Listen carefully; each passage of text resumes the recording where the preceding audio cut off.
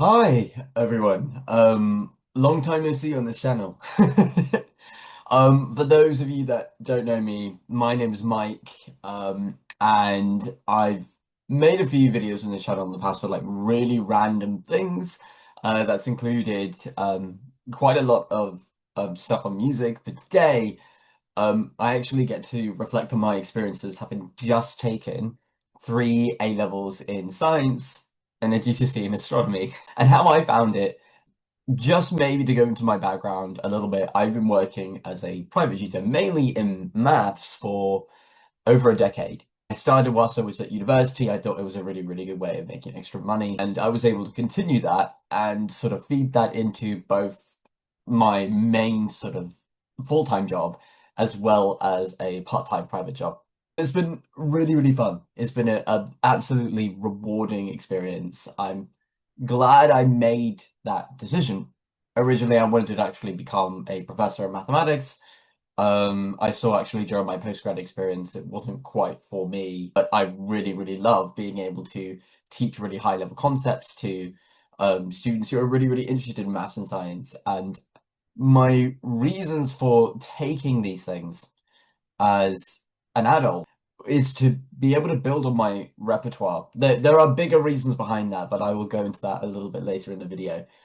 But I want to be able to teach more subjects. I want to be able to expand my horizons a little bit. I think it doesn't really make sense in my head that maths is completely secular as a subject. It doesn't really connect to anything else. A complete lie.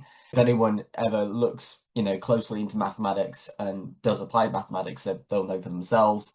It comes across in multiple different areas outside of just pure maths. That naturally is gave me an interest in looking at biology and chemistry and physics. Physics is already something I've kind of looked into in a way. I've gone to university, I've done modules in physics. I also did a part 3 in mathematics at Cambridge where I got to look at general relativity and black holes a long time ago.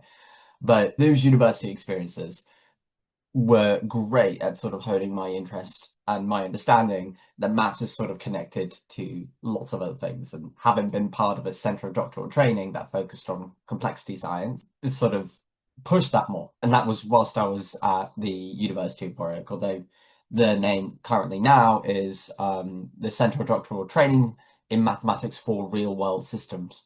It's a bit of a long name. So I thought, having just done my A levels and having just done a GCSE in astronomy, all in one exam sitting, I thought it'd be good just to be able to talk about my experiences as a whole. I thought about writing it out and maybe just sending it to friends and family. Found that there was just too much I wanted to say on the whole thing. So I have a few questions that I'm going to be going through just to make sure that I don't miss anything. I hope you guys get something out of it. I'd be more than happy to ask questions or answer questions rather if you have any on this. But my first question is more in particular about sort of what led me to, or sort of how I planned out doing these A levels practically. I didn't actually have any tutors, but I was with Oxford for GCSE astronomy, and I was with CloudLearn for biology, chemistry, and physics. Both are, can be very, very good platforms. Not enough in themselves, though, to I think to be able to really get a handle on what the GCSEs and the A levels are like. I will say Oxbridge was very, very good at the astronomy in terms of teaching mathematical sort of methods of going about mathematical problems. They gave some incredibly good advice in how to do the observations. So as part of astronomy, you actually have coursework with that where you have to do at least two different observations and you have to write reports on them and then send it into the GCSE math like astronomy team. And the mark you get for that doesn't contribute to your overall grade. So you just have to complete it to a good enough standard and you use that as practical experience that you hopefully you're going to be able to build upon and remember for your upcoming exam. Now, given that I do work full time as well as part time, I didn't have a lot of time to be able to do courseworks or experiments. Again, I'll go to that later, but I basically looked months in advance as to what would be the best weather conditions to be able to make observations. I chose one sort of experiment that you didn't need a telescope for, and another one where you did. So you have to do a non-telescopic and a telescopic observation. My non-telescopic one involved sundial. In the background, I got a bunch of bamboo sticks. I ended up taking one of them to my local rugby pitch around the corner. I picked out a day that I thought was going to have a lot of sunlight, and this was actually very, very close to the submission date for observations, which was about March time. Um, and I had to plant it in the ground, measure the lengths and the angles, shadows at different times, and use that in order to work out sort of the longitude that I was situated at on planet Earth, which is actually quite a good experience to do. I wasn't, as accurate as I would have liked to have been in the end, but it it was a fun experiment to do. Very, very glad I got the time off to be able to do that. And my telescopic one, I actually had access to remote access actually to this telescope that was owned by the University of Liverpool, which came with permissions from Oxford. And a telescope that was based actually in Tenerife. You can send in a remote request to take photos or take photographs of different celestial bodies at different times of the year, depending on what the visibility is. I asked for loads of the moon uh, over a certain number of days within a month. I ended up using some of the photos on their archive to be able to complete the experiment. That was really, really cool because you had to label the different features on the visible side of the moon. Overall, a lot of my studying and a lot of my work for observations was done after my time, working in the middle of the day. So it would be very, very late evenings that I'd be working on these things for like 2 years. Interesting when it comes to A-level biology, chemistry, and physics, I did that with CloudLearn. So CloudLearn, very, very similar to Oxbridge in the sense that they give you lots of different pages and packages of all the different pieces of information that you might need for certain things. Not too different actually from a textbook. I found that I benefited a lot from looking at the additional information. Would I have gone for that necessarily knowing that the tutor support would have been extra money?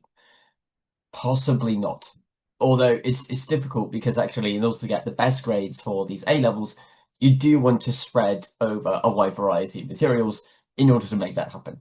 I enjoyed actually, reading through those every evening after I would finish work.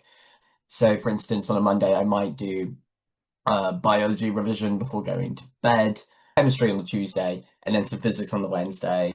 I did, however, revise or learn some things a little bit less than others. From my experience, I've basically taken four degrees in mathematics, and one of those had a very, very heavy central physics component. So I know that there was going to be a few things that already clicked with me straight away. But the biology and the chemistry would take a lot of work, particularly with the chemistry with the organic aspect of everything. It's a lot that you have to remember actually with that. So that involves you having to learn a massive sort of aliphatic synthesis map, which basically you have lots of different types of molecules and there are different reactions to get in between those different molecules. And when I say different types of molecules, sort of going from one change in a functional group to another change in a functional group.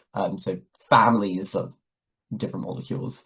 And you have to know the conditions and you have to know the catalysts and the correct temperatures and atmospheres and so on. So a lot to learn there, as much as I enjoyed it. And very, very similar with the biology because there's a lot of sort of mechanisms involved in biological processes involving so many different types of enzymes. I swear I should have written them all down on a list and probably read through them. But how did I afford it? Basically, I ended up taking more work part-time. So I had to be incredibly proactive with finances to be able to make this happen. There was also the question as well because of practical endorsements with this. So with biology, chemistry, and physics, if you want to go to university to study those subjects, you have to do a practical endorsement. And that's a compulsory thing for the majority of exam boards, apart from AQA. With the AQA A Levels, you can choose not to do the practical endorsements and still have the ability to be able to take the exams, which is what I did. And the reason why is because for each of those subjects, the practical endorsements covers a week of doing experiments and quite a heavy additional cost. It obviously would make a little bit more of a hit on our finances, but at the same time, I only have so many days in the year where I can get time off. And I don't want all of my time off to be with exams and with experiments. I want some of that to be potential holiday time. So I had to be very, very strategic as to what I choose to do and what I do not choose to do. So I was basically planning out as soon as I got the exam dates, sort of what dates I would be away for how long, how much revision would I need sort of in advance of that. That goes sort of into my next question, really. How were costs sort of involved when it came to travel and accommodation? Under the knowledge that the only way to be able to take these exams is in person, and the only in-person exams that were taking place were in Taunton. So if you're not living in Taunton, but you're in the southwest, Taunton is like the closest place that you can go to be able to take A-level exams in GCSE. Not many people know this, and I've actually told quite a few people this before. They've very, very easily forgot this fact. It's not possible to take A-level exams and GCSE exams in person if you're in Cornwall or in sort of really like most of Devon. You have to travel to Taunton to be able to make that happen. So family were really, really kind with this. I have family that live near the train station. I don't live near the train station myself.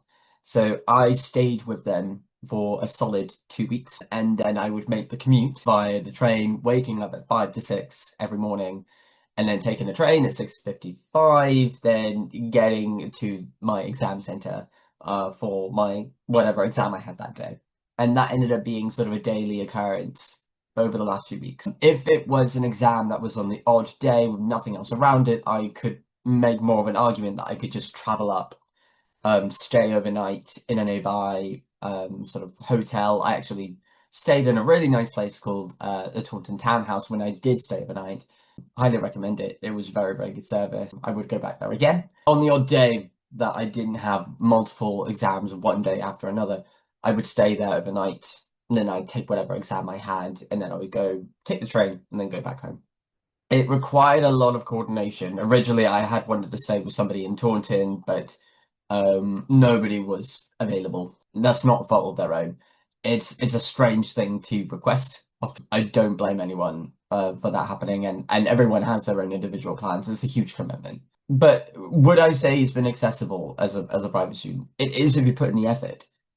I will say though, I don't think it's necessarily fair that actually you can't take A levels and GCSE in person in necessarily every home city. I don't necessarily know why that is the case, really. I live in a city where actually not really a lot is happening. In fact, if you do want to get a qualification, it's mainly you want to get maybe some kind of vocational qualification that's going to help you immediately get work. Not necessarily people like me who want to be able to like expand on their repertoire of qualifications to actually increase the amount of work that they are already in that they do have. I was actually taking examinations with a company called Tutors and Exams. They were all very, very lovely. They were all very accommodating. So I got no complaints with how the exams were actually conducted. Very, very nice and professional. And I felt very relaxed before going into every exam, which was something that I think that you want as every student.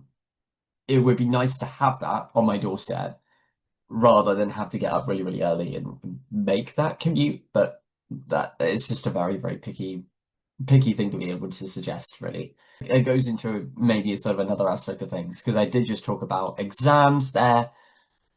What was my attitude in going into them? I was very relaxed.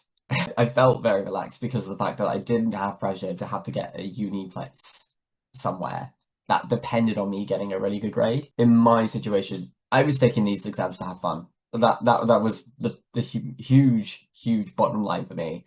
So when I'm answering questions, if I was ever in a situation where I just could not really get around to answering a question because it's just a bit difficult, or I hadn't revised maybe that topic as much as other things. I thought, well, Sylvie, not really going to beat myself up over that. I did follow sort of the plan of going through for most of the papers. This was the situation. I would end up looking through questions, seeing what I could answer. If there was anything definite, I would give it a go. If there was anything a bit trickier that required more time, I would go and maybe return to it after looking at doing easier questions first, where I know I've got marks in place, really. There were a couple of standout exams, actually, that I have to thank some teachers on YouTube that required maybe like a really, really particular technique that I thought was useful. So, for instance, I like biology, I was looking at Miss Estrick's videos, and I remember like paper one, she said, look at the questions at the back, do those first, and then go to the beginning and then make your way as normal. And I did that, and it was such a nice thing to do. It was one of the best sort of like bits of advice I have for that paper. The physics one were very interesting, actually. I think I underestimated how challenging the physics ones would be. That would, in particular, because of the fact that, I mean, you look at the grade boundaries for AQA for physics, they're quite low, actually, for like some of the really top grades. I think in some years, like you could get like over 52% or something, and you could get an A. Crazy, actually. If you compare that to chemistry, where you need like previous years, you might have needed like over 80% to be able to get an A. So like very, very different standards across all of the different subjects, actually, in terms of what is needed there. And it's definitely reflected on the exams. I found it very interesting hearing about the thoughts and opinions from other people or other students in terms of how they found the exams this year. The general consensus, at least from teachers, is that it wasn't necessarily harder. It was just very different. So if people are prepared for an exam in one sort of, fashion, and then they get an exam that looks completely different, of course, it's going to catch people off guard. I personally found the physics exams, we're going order with this. The first paper was on the first half of the year as well as practical skills. So again, with all of these, I haven't done any of the practicals in person. I've read up on them. There was going to be an obvious disadvantage of me not necessarily knowing all of the apparatus, all of the equipment that was necessary. And also to bear in mind with all of these, I didn't do any of these exams with extra time. Why do I mention this? Well, I used to do take exams with extra time. I used to have 25% due to the fact that I am autistic and I need a little bit more time to read over a question just to fully comprehend what it's asking, and then also work out what is the best way of responding in a way that is clear and easily communicated to whoever's reading my paper. The situation with that is I originally sent in evidence to sort of support my claim for 25% extra time. There is stuff written in the evidence that says I will be like autistic forever. I do need their support basically in every exam. It was outside of like 3 years, unfortunately, though. It's been a while since I've taken an exam. And the condition for getting extra time is that you need at least to have evidence of needing 25% extra time within the last 3 years. I did not have that. And I got told this a day before the deadline that was due. And it was impossible for me to be able to get the necessary evidence to get extra time for those examinations. So I feel like I've done, very well with myself, regardless of that. But let's go in turn. So physics, paper one. This was the first half of the physics A level with a few practical skills in there. There were a couple of calculations that I think just should be a little bit. And this was mainly, I think, on the DC circuitry side of things. There were some questions that were very weirdly worded. I can't necessarily remember all the questions, but I remember like this grid of resistors essentially, and you needed to use like a specific rule to find the total resistance. And there was also a multiple choice section at the back. It's almost half of the paper. I liked the fact that there was one because if you didn't know the answer to that, you can make an educated guess and then hopefully still get a mark for it. But I feel like I did better on the multiple choice section slightly in comparison to how many marks, relative to how many marks it was worth. than maybe the section before it. But overall, I'd still say I gave that a fairly good go. Funnily enough, I feel like my paper two was slightly better. And actually, most students were saying that they found that to be the worst exam, actually, throughout the majority of the A level. I was very, very happy actually when it came out that exam. I wasn't able to complete every question, but I, knew a fair amount already. I'd done like quite a lot of work on capacitors. Obviously, like my knowledge of gravity was, going to be fairly strong, having done a little bit of stuff in general relativity. And then physics paper three was, in comparison to all of them, probably the best one. I love the fact that there was an astrophysics section that very much overlapped with what I knew already about the astronomy GCSE. I'd say with the astronomy GCSE, like again, quite nice papers in comparison to the A levels. You need to know more about sort of how you might recognize different planets under a telescope. You need to know different asterisms and constellations. You also needed to have a good grasp on the history of astronomy and how they're developed, which would not have come up in paper three for A level physics because they're testing for slightly different things. So paper three wasn't just maybe an astronomy, astrophysics specialism. There was also work there involving, again, more work on required practicals, and thankfully there's lots of information online that I found in terms of understanding the practicals. There are 12 practicals in physics, 12 practicals in chemistry, 12 practicals in biology. You have to know inside and out. And thankfully, the ones that were in physics were the ones that I had read up about. I think I remember seeing a question on an oscilloscope. I never actually worked with one. That was one of the questions I didn't quite get in the first paper that involved it. It came up again in paper three. I thought to sort of look up how to read one, and yeah, it came up in the paper three, and I knew exactly what to do. Moving on to chemistry. Physics, you can sort of reason or work your way through something in a similar sense with maths. You can use a little bit of problem solving intuition to say, well, I don't know all the answers at the moment, but I do know these very basic rules, and then I can actually make my way to the answer. Chemistry has a tiny bit of that with their quantitative questions, but the majority of it is, can you remember maybe the sort of the construction of PVC? Can you remember sort of the reactions needed in terms of oxidizing or reducing different ions of vanadium? Can you remember like this different color change? There were so many color changes, like in endpoints of titrations. That was a very big thing as well. So with chemistry, paper one, that was for the inorganic. There was a few facts that I just could not remember completely, as well as I'd like to. I muddle up a few things, but I think I did well enough to get maybe a comfortable grade. Organic chemistry paper, the paper two, much, much better. I think that's partially because of the fact that I was also doing A-level biology. I was kind of used to seeing it, but there was just a lot of nice questions there that involved working out sort of what's happening with different reaction mechanisms, and having remembered all of like the central ones with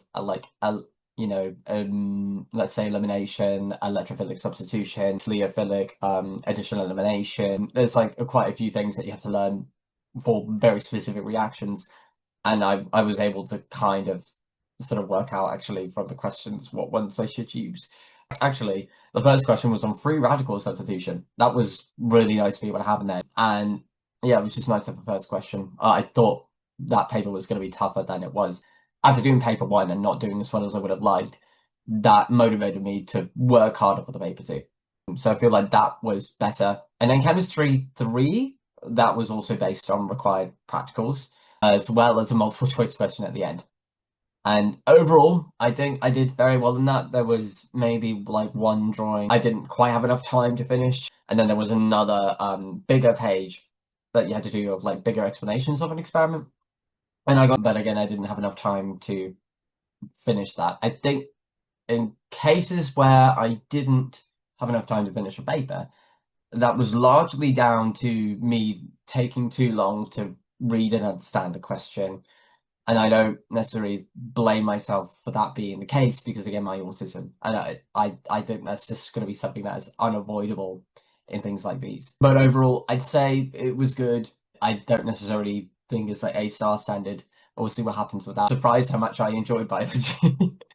I didn't go into it hating biology, but I didn't think I would necessarily feel like I 100% click with it because I came from a maths background and biology is more, I think, almost, I would always say story or narrative based in the sense that you have this thing which leads to this thing, which leads to this thing, which leads to this thing. And there was a nice logical order to that I could appreciate. I found pretty much all of the papers in biology to be quite nice. I was very comfortable with every single one of them. So biology paper one, that was based on the first year of biology. So that involves everything to do with sort of biochemistry that you have to learn in the first year. You have to know everything about sort of like the typical organelles that comes with the different cells, like the immune system, stuff on like lungs and like lung capacity. And you get into a little bit of stuff in ecology, so you look at like biodiversity as well.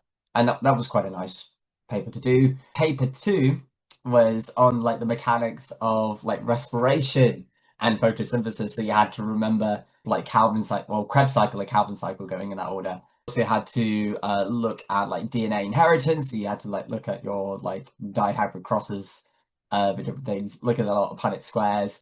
You also had a little bit more on ecology in terms of like species succession and a bit on speciation. There are a few topics I'm missing in these, and then like you had a whole chapter on like DNA and gene technologies, which I think overall with everybody, like I got the impression it was like the least favorite topic. I would say my saving grace again for all of these, because of the fact that I had maths experience, were the maths questions. It was nice. People didn't generally like the biology paper one, I think, for that. Maybe perhaps for that reason, or I think there may have been other reasons involved. Yeah, somebody had claimed that actually there was a topic from like paper two that was in paper one that should not have been there. And actually, you find with the whole A level, all of the topics in some way between both years one and two are very heavily linked. So it's very, very difficult to be able to say, actually, this is a really secular topic. This is a completely secular topic. It doesn't relate to anything else. It doesn't quite happen. Paper three was also based on practicals. I revised those very, very well. I was confident on the practicals before going in, and I found out there was no question in paper three this year on like the practical endorsements, which I was amazed by. I was kind of shocked. I was able to. It was more so you got questions on experiments that other people had done that wasn't part of your list of experiments, and you had to maybe comment on how well the experiment went. I think most people actually found that quite nice. And then you had the essay. So I ended up writing about condensation and hydrolysis reactions involved in biological systems and biological processes. I know I haven't got 25 out of 25 marks for that because I didn't introduce anything beyond the A-level specification. So as a result of that, the maximum number of marks I could get for that essay is 20. But I decided strategically, because of the fact I had an exam every single day almost the last couple of weeks, I just would not have enough time to learn something entirely new and then add that to my work. And the argument could have been made, well, you could have learned that earlier in the year. Did not have time when I had other sort of life responsibilities to be able to make that happen.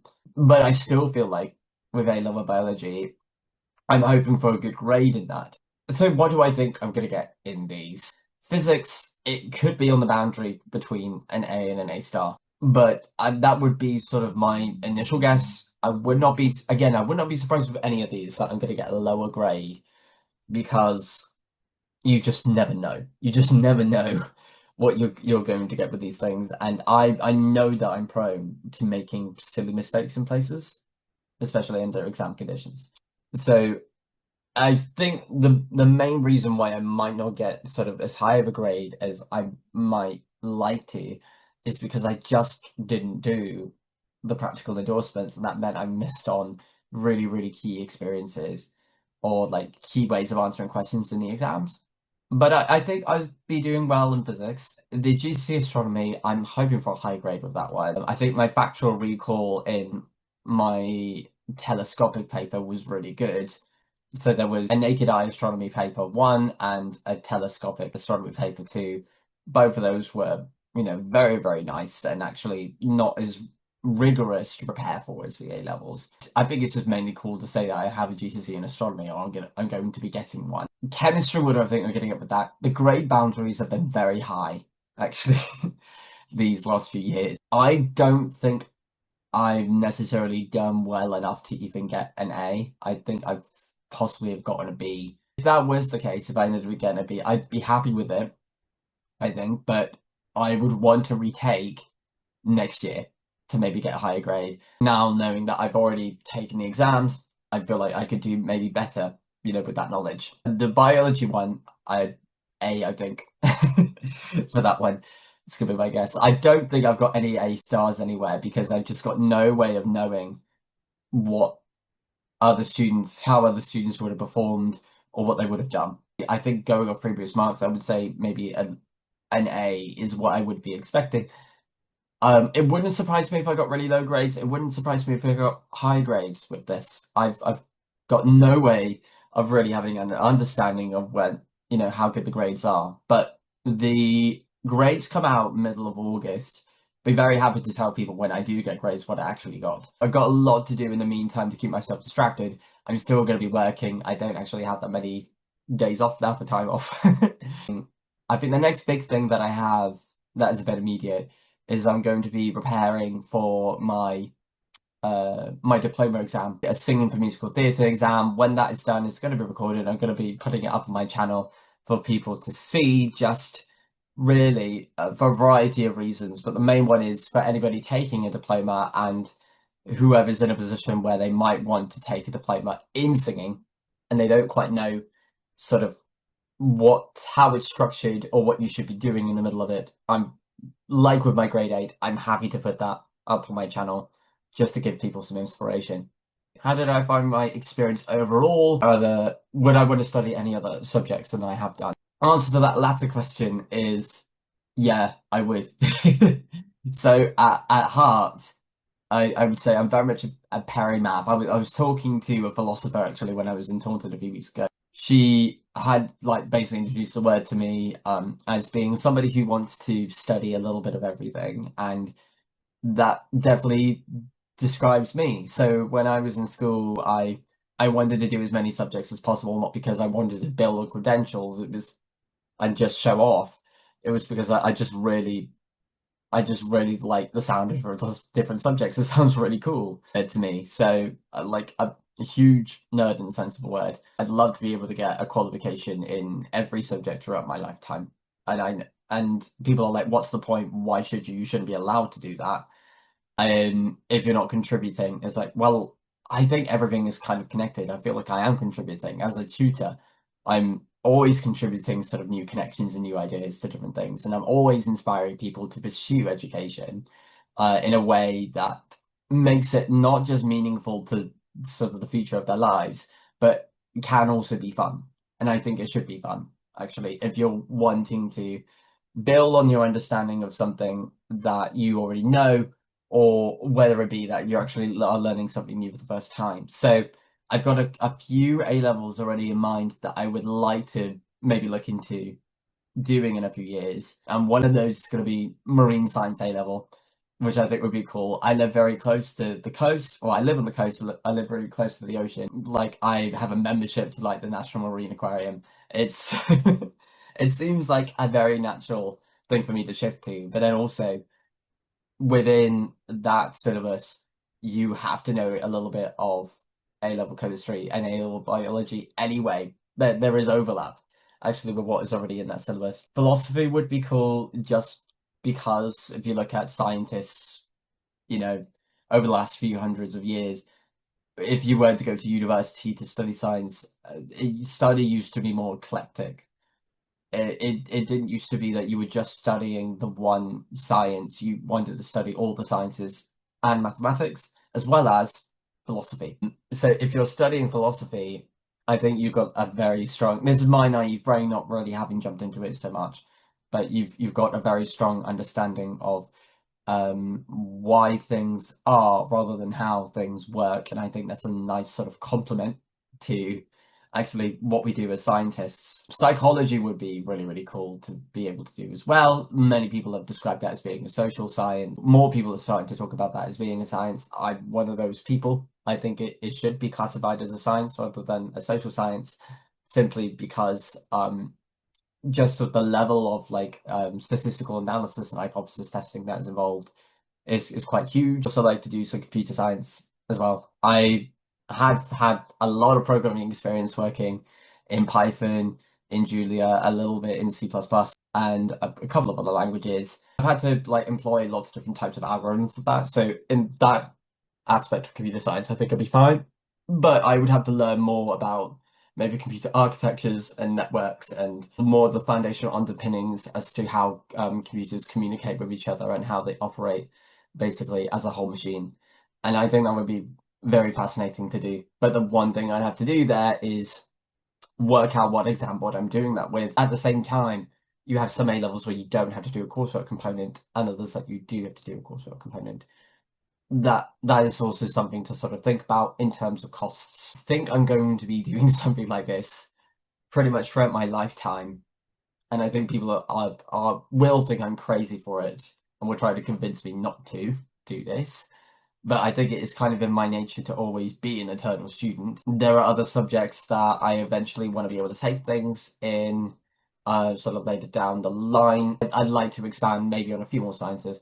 Environmental science, maybe, as an A level. Timing is going to be big with that because you need to do field work for that in order to get the A level, but that also looks cool as well. I got to wrap up this video. I think that is everything I can think of really at this point in time. Congratulations to everybody who's finished their exams. I will be updating people as to what grades I get at some point in some way. I don't know whether I want to make it an actual live reaction or not. I possibly don't, just because I have no idea how the exams are going to work. Just to, put this out there as well, I haven't done many past papers for, all of these qualifications. I mainly watched loads and loads of videos of people taking past exam papers. So it's not like I know the mark schemes inside and out 100%. It's possible I might not be sharing my live reaction to this, but I will be making a video just to